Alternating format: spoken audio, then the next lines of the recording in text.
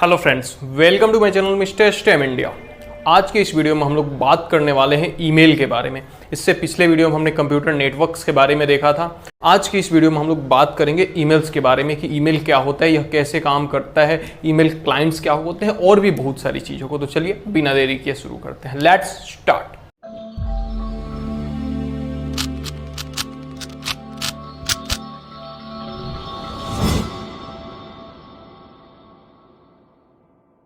तो सबसे पहले देखते हैं कि हमारा ईमेल होता क्या है। ठीक है, ईमेल का जो फुल फॉर्म होता है वो होता है हमारा इलेक्ट्रॉनिक मेल। ठीक है, अगर हम इसके डेफिनेशन की बात करें तो email is a method of exchanging messages जिसको कि हम मेल्स भी बोल सकते हैं between people using the internet. Mail क्या होता है कि हम कोई भी मैसेज को क्या करते हैं, एक्सचेंज करते हैं लोगों के बीच में इंटरनेट के यूज के द्वारा। ठीक है, ईमेल्स के जरिए हम मैसेजेस के अलावा और भी बहुत सारी चीज़ें शेयर कर सकते हैं, जैसे कि कोई ग्राफिक्स हो गया, ऑडियो वीडियो हो गया, या फिर बहुत सारे इमेजेस हो गए, डॉक्यूमेंट्स हो गए। ये सारी चीज़ें भी हम क्या कर सकते हैं, शेयर कर सकते हैं। ठीक है, अब हम देखते हैं कि ईमेल मैसेज के अंदर क्या क्या होता है। जैसे अगर हम मैनुअली अगर हम एक कोई लेटर लिखें तो लेटर के अंदर हम क्या लिखते हैं, सबसे पहले टू में लिखते हैं कि हमें इसको भेजना कहाँ है, या फिर और भी बहुत सारे उसके बॉडीज लिखते हैं, उसका सब्जेक्ट लिखते हैं, बहुत सारी चीज़ें ऐड करते हैं। सेम चीज़ इस वाले मेल में भी होता है। इसके बेसिकली दो टाइप्स को हम डिवाइड कर सकते हैं। पहला होता है हमारा मैसेज हेडर।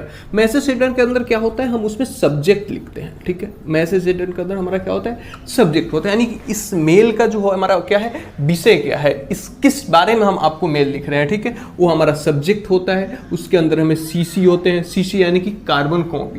ठीक है, कार्बन कॉपी यानी कि जो हमारा सेकेंडरी रिसिप्ट होता है वो होता है।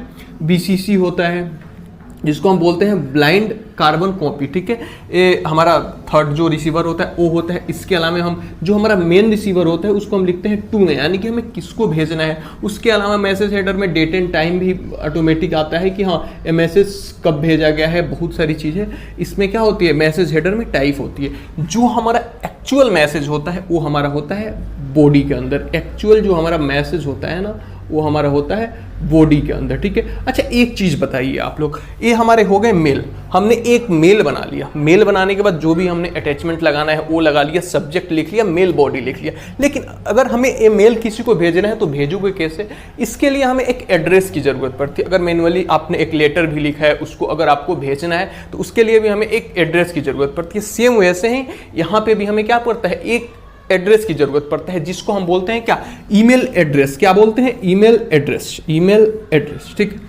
ईमेल अलग चीज है और ईमेल एड्रेस अलग चीज है। ईमेल क्या है, ईमेल एक टेक्नोलॉजी है। ईमेल एक क्या है, मैसेज इंफॉर्मेशन का एक्सचेंज करने का एक तरीका है। ठीक है, लेकिन ईमेल एड्रेस क्या है, इस मेल को हमें किसको भेजना है वो हमारा क्या होता है, ईमेल एड्रेस होता है। ठीक है, और एक चीज याद रखना, दुनिया में जितने भी ईमेल आईडी होते हैं वो क्या होते हैं, यूनिक होते हैं। सारे ईमेल आईडी मतलब क्या होते हैं, यूनिक होती हैं। एक मेल आईडी मतलब दो लोगों की नहीं हो सकती है। ठीक है, तो ईमेल आईडी क्या होता है, एक यूनिक एड्रेस होता है। इंटरनेट के ऊपर एक ईमेल एड्रेस यूनिक एड्रेस होता है, जिसपे क्या होता है, कोई भी मेल डिलीवर होता है, कोई भी मेल रिसीव होता है, कोई भी मेल हम उससे सेंड कर सकते हैं। ठीक है, अगर हम बात करें ईमेल एड्रेस में तो ईमेल एड्रेस में क्या होता है, सबसे पहले यूजर नेम होता है। हम एक एग्जाम्पल से समझते हैं। अगर हम एक एग्जाम्पल के लिए अगर हम एक मेल लिखते हैं, जैसे हमारा मेल हो गया मिस्टर स्टेम इंडिया @gmail.com। ठीक है, gmail.com। ठीक है, इसी फॉर्म में हमारा क्या होता है, मेल एड्रेस होता है। ठीक है, और ये जो मेल एड्रेस प्रोवाइड करने वाली कंपनियां होती है या फिर किसका हम सर्विस यूज करते हैं, तो सबसे ज्यादा जीमेल की यूज की जाती है। जीमेल यानी कि गूगल। ठीक है, जीमेल गूगल मेल। ठीक है, ये हमारा हो गया क्या, गूगल का। ऐसे ही याहू का हो गया। ठीक है, लाइव जो कि माइक्रोसॉफ्ट का है, आउटलुक, बहुत सारे हमारे क्या है, ईमेल सर्विसेज देने वाले ये होते हैं, मतलब ईमेल सर्विस कंपनीज हैं जिनका हम डोमेन यूज करते हैं। और ये फ्री ऑफ कॉस्ट होता है, सिर्फ इंडिविजुअल के लिए, सिर्फ पर्सनल यूज के लिए। अगर आपको बिजनेस यूज के लिए लेना है, जैसे @misterstemIndia.com, तो हमें क्या करता है, परचेज करना पड़ता है for business purpose. This is only free for the personal usages. Okay, अब हम बात करते हैं इनमें, इस जीमेल एड्रेस में ना तीन चीजें कंसिस्ट होती है, ठीक है। अगर हम थोड़ा सा ऐसे, तो आप देख सकते हो mrshramindia@gmail.com, अगर मेरा नाम चित्रांश है तो चित्रांश@gmail.com, ऐसा आपने देखा होगा, ठीक है। लेकिन आज हम जानेंगे कि इसके अंदर कौन कौन सी मैसेजेस कंसिस्ट होती है। सबसे पहला होता है हमारा यूजर नेम, ये हमारा हो गया यूजर नेम, जो @ से पहले जो भी आए, @ से पहले क्या है, जो भी आए वो हमारा क्या होता है, यूजर नेम होता है, यूजर नेम। ये हमारा mister Stem India user name हो गया, ठीक है, यूजर नेम। उसके बाद @ के बाद अब हमारा क्या होता है, डोमेन नेम। @ के बाद जो भी आता है gmail.com, ये हमारा होता है डोमेन नेम। इसको हम बोलते हैं क्या, डोमेन नेम। अगर हम याहू का मेल यूज कर रहे हैं तो यहाँ पे होगा yahoo.com, और हमारा क्या हो जाएगा, डोमेन नेम हो जाएगा yahoo.com, ठीक है। अब हमारा तीसरा चीज है डोमेन टाइप। ये क्या होता है, ये डोमेन नेम के अंदर ही कंसिस्ट होता है। इससे हम पता लगाते हैं कि ये डोमेन किस टाइप का है। जैसे अगर .com लगा है तो this is for commercial. .com क्या होता है, कमर्शियल के लिए होता है। ऐसे ही आपने बहुत सारे देखे होंगे, जैसे .edu भी होता है एजुकेशनल के लिए, .in जो इंडिया का होता है, ऐसे ही बाकी सारे कंट्रीज का, .cn होता है चाइना का, .pk होता है पाकिस्तान का, .us होता है यूनाइटेड स्टेट्स ऑफ अमेरिका का, .uk होता है यूनाइटेड किंगडम्स का यानी इंग्लैंड का, ठीक है। ऐसे ही बहुत सारे और भी डोमेन होते हैं, जैसे कि अगर हम बात करें .ac एकेडमिक पर्पस के लिए यूज किया जाता है, .gov गवर्नमेंटल यूज के लिए यूज किया जाता है, ठीक है।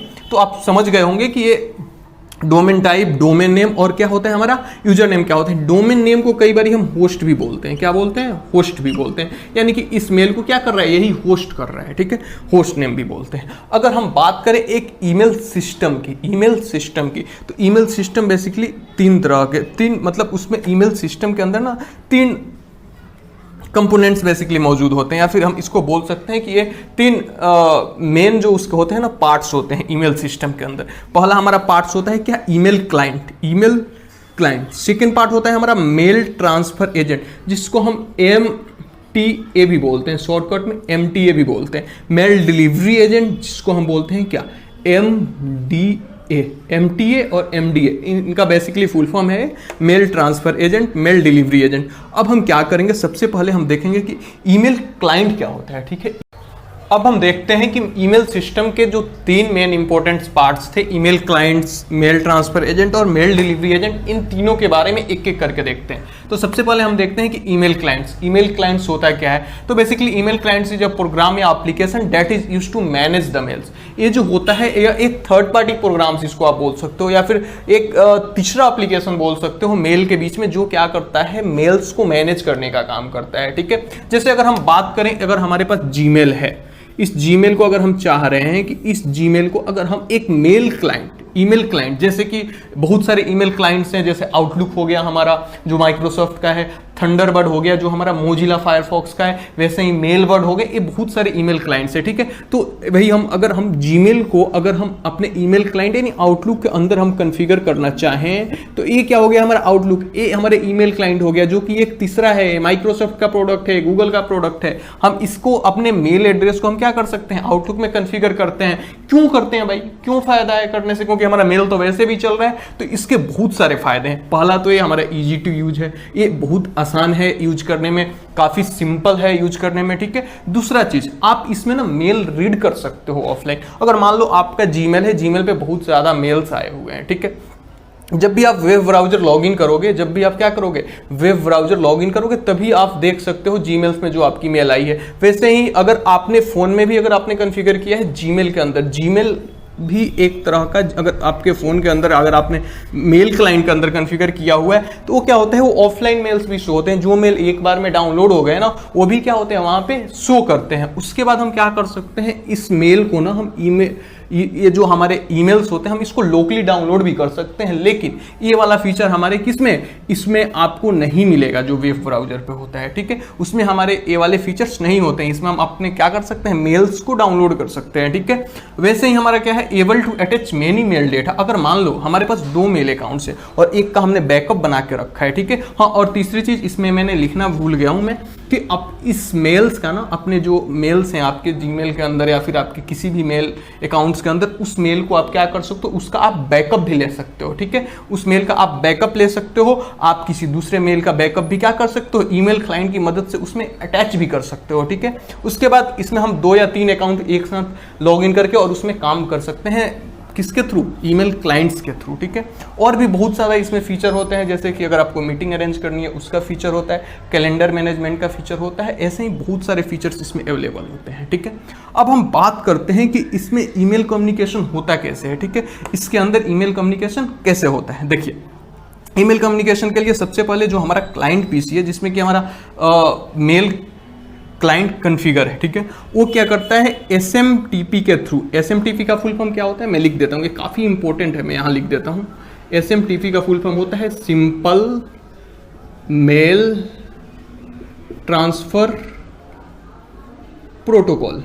सिंपल मेल ट्रांसफ़र प्रोटोकॉल, ये क्या होता है, इसका फुल फॉर्म होता है किसका, SMTP का फुल फॉर्म होता है सिंपल मेल ट्रांसफ़र प्रोटोकॉल। ये क्या करता है, क्लाइंट पीसी से SMTP जो प्रोटोकॉल है उसके थ्रू वो अपने मेल सर्वर को कम्युनिकेट करता है। मेल सर्वर यहाँ पे कौन हो गया, जैसे अगर ये हमारा आउटलुक है, ये हमारा ईमेल क्लाइंट है, इसके अंदर हमने जीमेल को क्या करा है, कॉन्फ़िगर करा है, तो इस जीमेल का मेल सर्वर क्या हो गया, यानी गूगल का जो सर्वर हो गया ना, वही इसका मेल सर्वर हो गया। तो ये उससे कम्युनिकेट करेगा, उससे कम्युनिकेट करने के बाद से SMTP के थ्रू पहले जाएगा इंटरनेट के ऊपर। ठीक है, इंटरनेट पे जाएगा, इंटरनेट के बाद से इंटरनेट एक क्या हो गया, यहाँ पे मीडियम हो गया। अगर हम मेल सर्वर की यहाँ पे बात करें तो ये हमारा लोकली सर्वर भी हो सकता है। जैसे मान लो गूगल के अलावा हमने एक लोकली, अब अगर हमने बनाया, मान लो एक हमारी कंपनी हो गई STEM, तो हमने एक STEM.com करके अपना मेल सर्वर अपने लोकली बनाया हुआ है। ठीक है, वो क्या करेगा, पहले इससे कम्युनिकेट करेगा, फिर इंटरनेट के थ्रू दूसरे साइड जाएगा जो हमने 2 में डाला हुआ है, उसके मेल सर्वर से कम्युनिकेट करेगा। ठीक है, उसके बाद कम्युनिकेट करने के बाद पॉप या IMAP, ठीक है, पोप या IMAP के थ्रू ईमेल क्या हो जाएगा, जिसको डिलीवर होना है, जिसका ईमेल एड्रेस डाला है उसको क्या हो जाएगा, डिलीवर हो जाएगा। तो ईमेल का कम्युनिकेशन ईमेल क्लाइंट्स के थ्रू ऐसे होता है। ठीक है, SMTP और पॉप, ये बेसिकली देखो, SMTP होता है सेंड करने के लिए यूज होता है, सिंपल मेल ट्रांसफर प्रोटोकॉल, ये सेंड करने के लिए होता है, और रिसीव करने के लिए 2 हमारे होते हैं प्रोटोकॉल, पॉप एंड IMAP। ठीक है, ये 2 प्रोटोकॉल्स क्या होते हैं, रिसीव करने के लिए होते हैं। ठीक है, अगर हम बात करें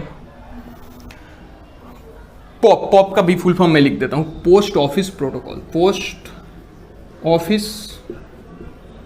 प्रोटोकॉल। ठीक है, और IMAP का फुल फॉर्म होता है इंटरनेट मेल एक्सेस प्रोटोकॉल,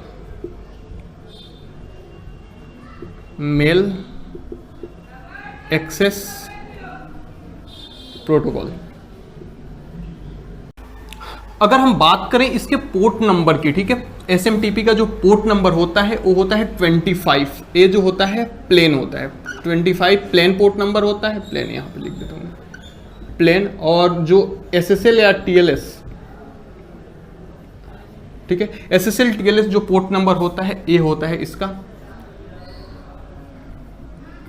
465। वैसे ही पोस्ट ऑफिस प्रोटोकॉल का क्या होता है, 110 होता है प्लेन, और 995 इसका होता है क्या, SSL TLS।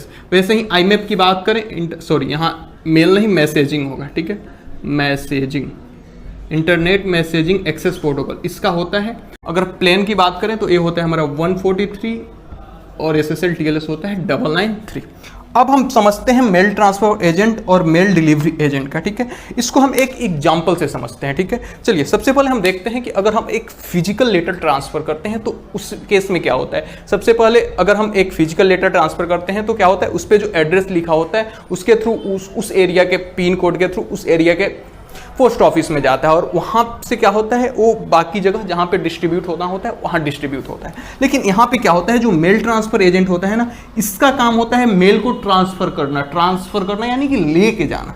Mail delivery agent का काम होता है उसको सक्सेसफुली वहाँ तक डिलीवर करवाना। अब हम इसको समझते हैं एग्जाम्पल से। जैसे आपने एक चिट्ठी क्या किया, यहाँ से एक लेटर, ठीक है, एक लेटर को आपने यहाँ से इसको भेज दिया। ठीक है, और एक किसका काम है, मेल ट्रांसफर प्रोटोकॉल, SMTP के थ्रू इसको लेके पहुँच गया वहाँ के मेल सर्वर तक, वहाँ के मेल सर्वर तक लेके पहुँच गया। जैसे एक फिजिकली आपने मान लो एक पिन कोड डाला है, पिन कोड मान लो 11001001, ठीक है, ये मान लो दिल्ली का पिन कोड है, वहाँ तक लेके चला गया, ठीक है। वहाँ पे जाने के बाद एक किसका काम है, ये ट्रांसफर, जिससे ट्रांसफर हो रहा है by bus, by train, by metro, by कुछ भी, बाई प्लेन, किसी भी चीज के द्वारा ट्रांसफर हो रहा है, एक किसका काम है, मेल ट्रांसफर एजेंट। और यहाँ पे कोई भी जो सवारी है वो लेके जा रही है उसको, वहां ले जाके वहां तक उसने छोड़ दिया, ड्रॉप कर दिया। वहां पे क्या होता है, एक एजेंट बैठा होता है, वो क्या करेगा, उसको फिर डिवाइड करेगा कि देखो इस एरिया का है, इस एरिया का, इस एरिया का है, ठीक है।